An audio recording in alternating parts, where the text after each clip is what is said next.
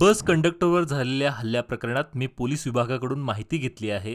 हा वैयक्तिक वाद असून त्याला भाषिक रंग देऊ नये, असे जिल्ह्याचे पालकमंत्री सतीश जारकिहोळी हे म्हणाले.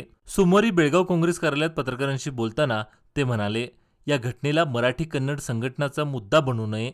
शेवटी यामुळे बेळगाव जिल्ह्याच्या विकासावर परिणाम होईल आणि याचाच नाहक त्रास नागरिकांना होणार आहे. त्यामुळे पोलीस योग्य तपास करत आहेत. त्यांना तपास करू द्या. कर्नाटक महाराष्ट्र या दोन राज्यातील बसेस सेवा बंद राहिल्यास मोठं नुकसान होईल.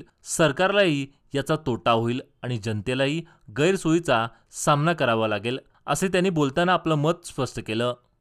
ನಾನು ಪೊಲೀಸರಿಂದ ಡಿಸಿ ಅವ್ರ ಮಾಹಿತಿ ಕೊಟ್ಟಿದ್ದಾರೆ. ಸೊ ಅದು ಇಬ್ಬರ ಮಧ್ಯೆ ಇರುವಂತ ಜಗಳ ಅಷ್ಟೇ ಇರೋದು.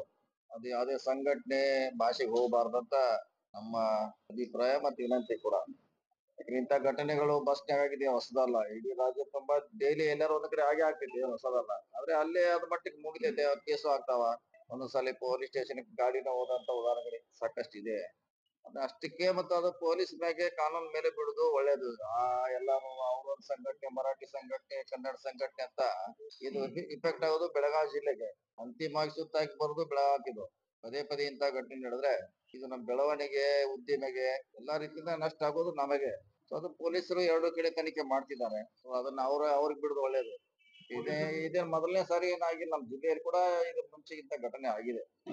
ಸೊ ಪೊಲೀಸರು ಎರಡು ಕಡೆ ಕಂಪ್ಲೀಟ್ ಆಗಿದೆ. ಅವರೇ ಕೊಟ್ಟಿದ್ದಾರೆ.